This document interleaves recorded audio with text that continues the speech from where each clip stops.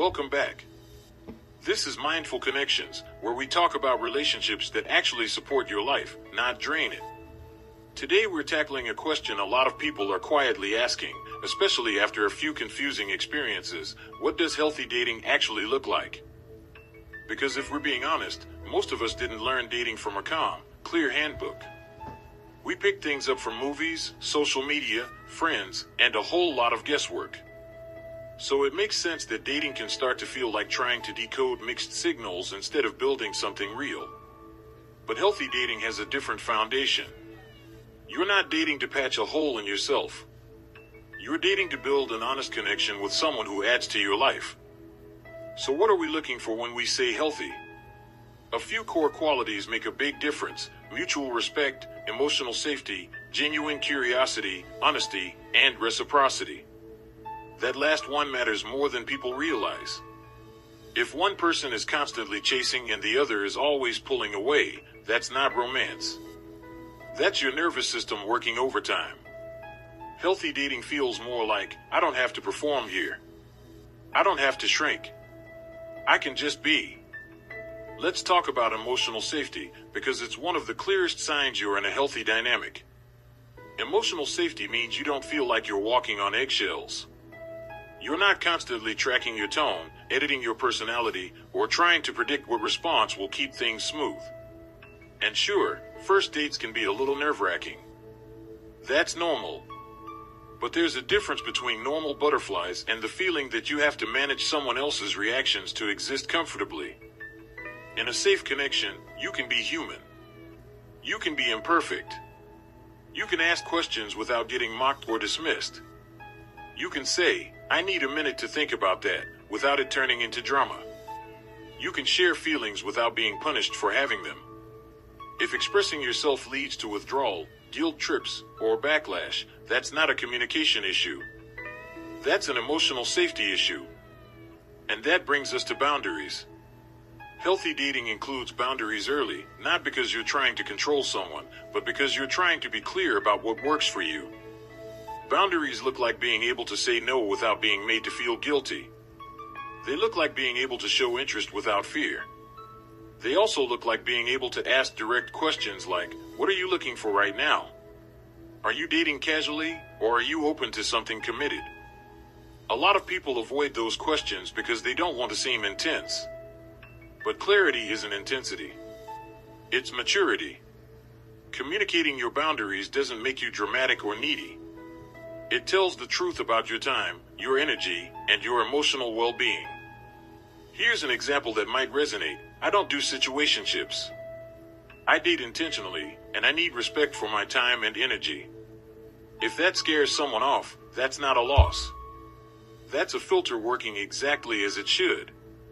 When someone runs from a reasonable boundary, they're doing you a favor by showing you they weren't going to meet you in a healthy place anyway. We also hear a lot about red flags, and yes, paying attention matters. But I want to spend a minute highlighting green flags, because healthy dating isn't just avoiding harm. It's recognizing what good actually looks like. Green flags can be simple, but powerful. They listen when you speak. They remember things you told them, not because they're trying to impress you, but because they care. They don't rush intimacy or pressure you into moving faster than you want. They speak respectfully about past partners instead of blaming everyone they've ever dated. And most importantly, their words and their actions match. If someone says, I'm really interested in seeing where this goes, and then they actually follow through by making plans, showing up, and staying consistent, that's a green flag. Consistency isn't boring. Consistency is safety. And safety is what makes love sustainable. Now let's zoom out to something even bigger, your self-worth and your readiness. Because the relationship you have with yourself quietly sets the tone for every relationship you enter. Healthy dating doesn't start with finding the perfect person. It starts with how you treat you. It starts with self-respect, self-awareness, knowing your values, and understanding your emotional needs. It also means not abandoning yourself just to keep someone interested. You should not have to convince someone you're worth choosing. Your worth is not a debate, and it's not something another person gets to negotiate down. So, a few practical tips you can take with you the next time you're dating. First, date with curiosity, not desperation. Curiosity keeps you present. Desperation makes you ignore what you're seeing. Second, ask good questions and pay attention to the answers, not just the chemistry.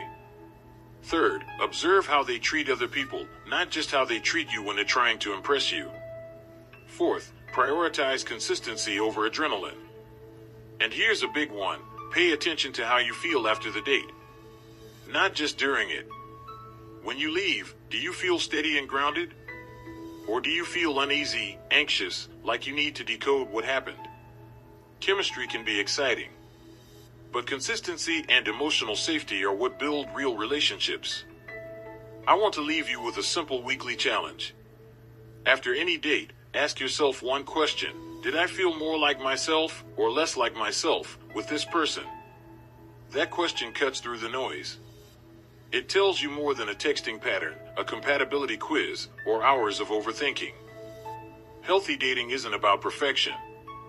It's about alignment.